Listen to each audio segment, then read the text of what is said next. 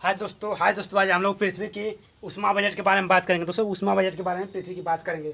तो सबसे पहले चलिए हम लोग सूर्य बना लेंगे। दोस्तों यहाँ पे एक सूर्य बना लेते हैं। दोस्तों यहाँ पे एक सूर्य बना लेते हैं दोस्तों,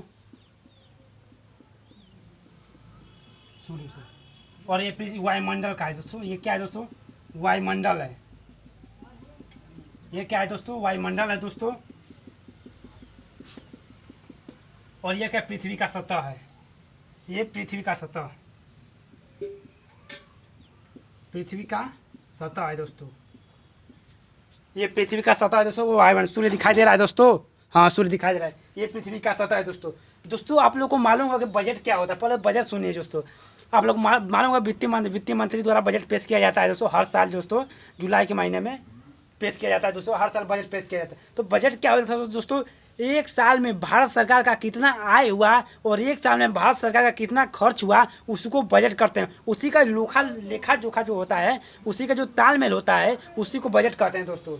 उसी का मतलब कितने हिसाब के द्वारा करते हैं। उसी तरह हम बात करें कि एक दिन में पृथ्वी की उष्मा बजट के बारे में बात करेंगे दोस्तों, कि एक दिन में कितनी उष्मा पृथ्वी की उष्मा कैसे ग्रहण करती है, कैसे परावर्तित करती है, उसके बारे में चर्चा करेंगे। दोस्तों आप लोग को मालूम होगा दोस्तों, पृथ्वी न तो उष्मा का संचय करती है और न ही उष्मा का ह्रास करती है। पृथ्वी उष्मा का संचय नहीं करती है दोस्तों। आप लोगों को मालूम होगा दोस्तों कि पृथ्वी जब सूर्य से जब विकिरणें चलती हैं, सूर्य से जब विकिरणें चलती हैं, उसका 2 अरबवां भाग, उसका 2 अरबवां दोस्तों, सूर्य के किरणों का 2 अरबवां भाग ही पृथ्वी को प्राप्त होता है। 2 अरबवां भाग ही पृथ्वी को प्राप्त होता है। और जब सूर्य की किरणें चलती हैं दोस्तों, विकिरणें चलती है, तो ये 2 अरबवां भाग तो दोस्तों एक भाग और कहाँ चला गया, तो दोस्तों उसी के बारे में बात करेंगे। तो पहले बात करें दोस्तों, जब सूर्य की किरणें चलती हैं, वहाँ से चलती हैं, तो लगभग दोस्तों सूर्य के बीच की दूरी लगभग 14 करोड़ किलोमीटर होगा लगभग। दोस्तों जब चलती है दोस्तों, तो दीर्घ तरंगों के रूप में भी चलती है, लघु तरंगों के रूप में भी चलती है। तो दोस्तों जो पृथ्वी के वायुमंडल, जो ओजोन परत पाई जाती है दोस्तों पृथ्वी के वायुमंडल में, आप जानते हो दोस्तों, तो वहाँ से दीर्घ तरंगें परावर्तित हो जाती हैं। जो सूर्य की जो दीर्घ तरंगें होती हैं वो परावर्तित हो जाती हैं दोस्तों। सूर्य की दीर्घ तरंगे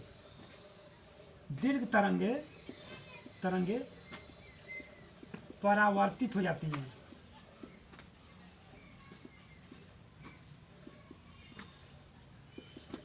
दोस्तों सूर्य की दीर्घ तरंगे परावर्तित हो जाती हैं और केवल लघु ही तरंगे पृथ्वी के वायुमंडल में आती हैं दोस्तों।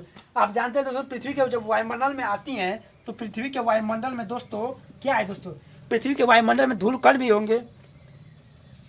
पृथ्वी के वायुमंडल में दोस्तों धूल कण भी होंगे, वो भी तो कुछ अवशोषित करते होंगे। बादल होंगे, वह भी तो कुछ परावर्तित करते होंगे, वो भी तो कुछ अवशोषित करते होंगे।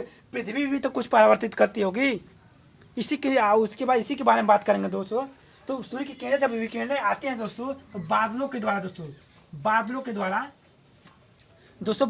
6 यूनिट दोस्तों पृथ्वी के जो वायुमंडल के द्वारा, पृथ्वी के वायुमंडल के धूल कणों के द्वारा, लिख सकते हैं धूल कणों के द्वारा 6 यूनिट, धूल कणों के द्वारा दोस्तों, ये दोस्तों 6 यूनिट परावर्तित हो जाती है। 6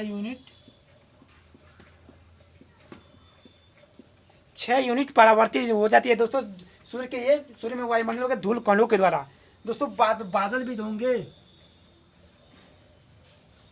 बादलों के द्वारा दोस्तों 14 यूनिट अवशोषित कर ली जाती है, और बादलों के द्वारा दोस्तों 27 यूनिट परावर्तित हो जाती है। बादलों के द्वारा 27 यूनिट परावर्तित हो जाती है। बादलों के द्वारा 27 यूनिट परावर्तित हो जाती है दोस्तों। अब ये 6 यूनिट और 2 यूनिट दोस्तों पृथ्वी के द्वारा परावर्तित हो जाती है। 2 यूनिट पृथ्वी द्वारा परावर्तित हो जाती है। 2 यूनिट जो पृथ्वी द्वारा परावर्तित हो जाती है दोस्तों। इसी को, ये जो परावर्तित हुई भाग है दोस्तों, इसी को अल्बीडो कहते हैं। इसे मिला करके कुल 35% भाग पर पृथ्वी का, अगर यहाँ से 100 यूनिट चला था दोस्तों, 100 यूनिट, अगर सूर्य का वहां से 100 यूनिट विकिरण चली थी, तो 35 यूनिट जो परावर्तित हो गई है उसे एल्बीडो कहते हैं। इस 35 यूनिट को यहाँ पर लिख दें, इस 35 यूनिट को एल्बीडो कहते हैं। एल्बीडो इस 35 यूनिट को दोस्तों एल्बिडो कहते हैं दोस्तों। और पृथ्वी क्या करते हैं दोस्तों, पृथ्वी सूर्य के जो आप कितना बचा दोस्तों, 35 खत्म हो गया। अब 14 क्या होता है, बादल अवशोषित कर लेते हैं। सूर्य की जो विकिरण है दोस्तों 14 बादल अवशोषित कर लेते हैं, 14 यूनिट। अब कुल यूनिट कितने हो गए दोस्तों, 49 यूनिट। 49 यूनिट खत्म हो गया दोस्तों, 49 यूनिट खत्म हो गया। तो 51 यूनिट पृथ्वी पर आता है, 51 यूनिट पृथ्वी पर आता है दोस्तों, जिसमें से 17 यूनिट पृथ्वी अवशोषित कर लेती है। 17 यूनिट पृथ्वी अवशोषित कर लेती है। और दोस्तों क्या होता है, 6 यूनिट क्या होता है दोस्तों, पृथ्वी क्या करती है, प्रभावी विकिरण के रूप में परिवर्तित कर देती है। 6 यूनिट प्रभावी विकिरण के रूप में दोस्तों 6 यूनिट प्रभावी विकिरण के रूप में त्याग देती है। और 9 यूनिट दोस्तों पृथ्वी क्या होता है दोस्तों, 9 यूनिट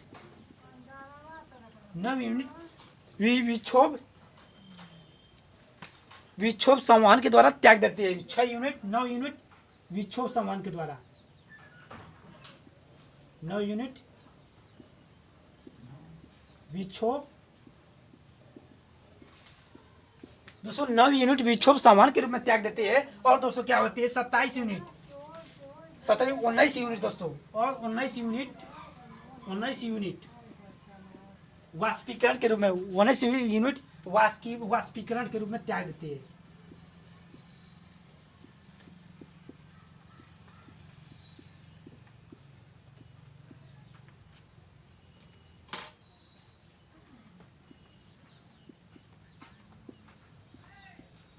उन्नीस यूनिट दोस्तों वाष्पीकरण के रूप में परावर्तित कर दिखाई दे रहा है दोस्तों। 19 यूनिट त्याग देती है दोस्तों। ये कुल जोड़ेंगे दोस्तों कितना होगा, 19 9 19 1 20 25 25 9 34 25 9 33 आप 33 यहाँ जोड़ेंगे, 25 9 कितना होगा, 34 होगा ना। 34 ये जो 34 प्लस 17 जोड़ देंगे कितना होगा, 51 यूनिट। 51 यूनिट बराबर हो गया दोस्तों। इसी को पृथ्वी की वाष्पीकरण उष्मा बजट के रूप में कहते हैं दोस्तों। और ये जो होता है दोस्तों, जब यही विकिरण है जब पृथ्वी के वायुमंडल में जाती है तो पृथ्वी का तापमान बढ़ा देती हैं। और अगर पृथ्वी के वायुमंडल में अगर कार्बन डाइऑक्साइड की मात्रा अधिक होगी तो इन्हीं गैसों को अवशोषित करके इसका तापमान बढ़ा देगी, जिसके वजह से पृथ्वी का क्या कहते हैं, ग्लोबल वार्मिंग हो जाएगा, चालू हो जाएगा दोस्तों। ये छोटा टॉपिक था दोस्तों, अंधेरा हो गया, सॉरी इसके लिए, गलती माफ़ कीजिएगा।